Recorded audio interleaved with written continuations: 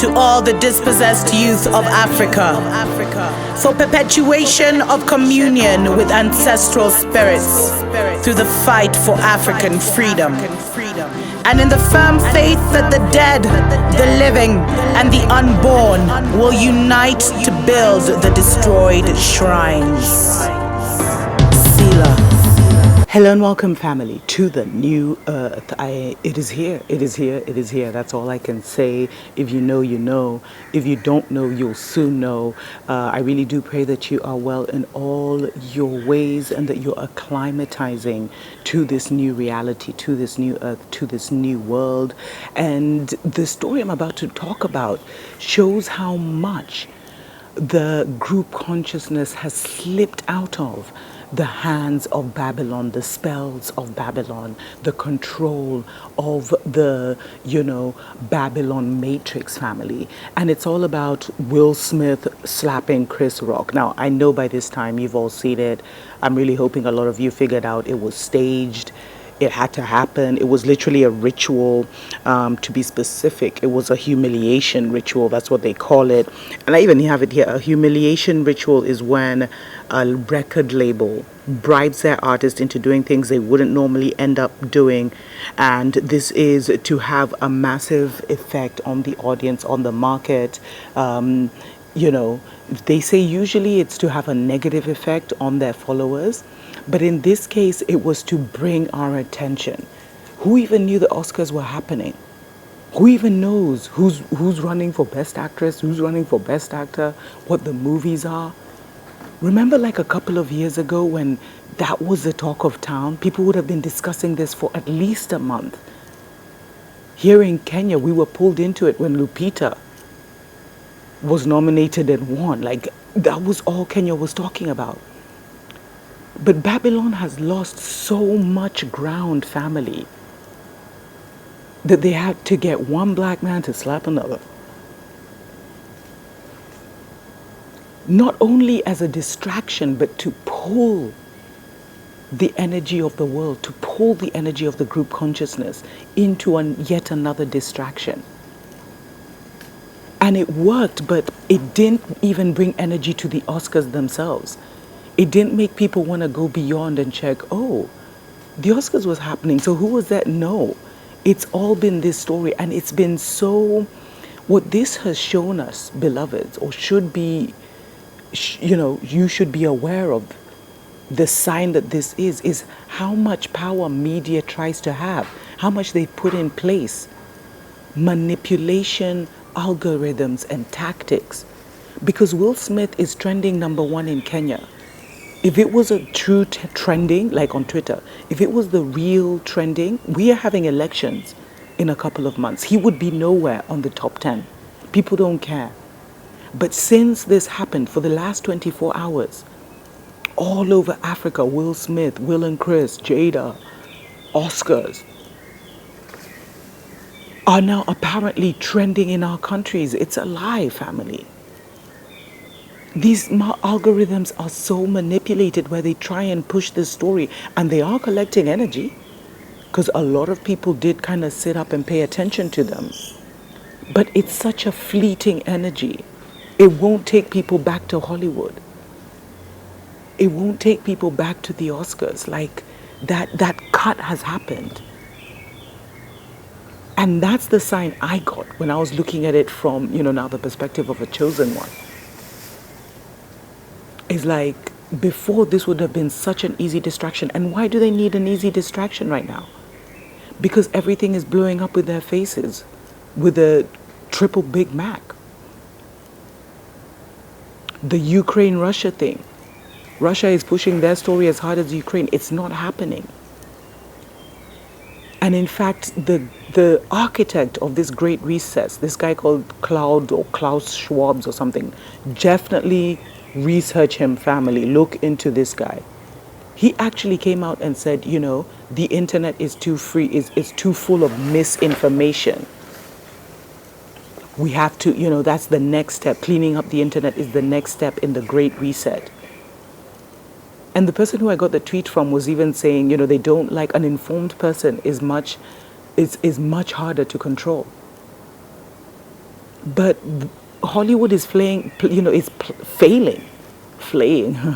failing at their task, family. They're not able to pull the world like, who cares? They've lost so much ground that they have to get one man, and it always has to be the black man, you know what I mean? And you could see it was acting, and then they tried to even bring this story of Jada has alopecia, that's why she cut her hair, just trying to spin so many stories. They even tried to say this was beef, from I don't know when, from like 2-3 years ago, whatever, that was never resolved. But they had to pick A-listers to have this happen. And then, because Beyonce performed, no one knew. No one knew she was performing. No one cared that she did perform. Like, they have lost so much ground. That's all I can say. They've lost so much ground in the group consciousness.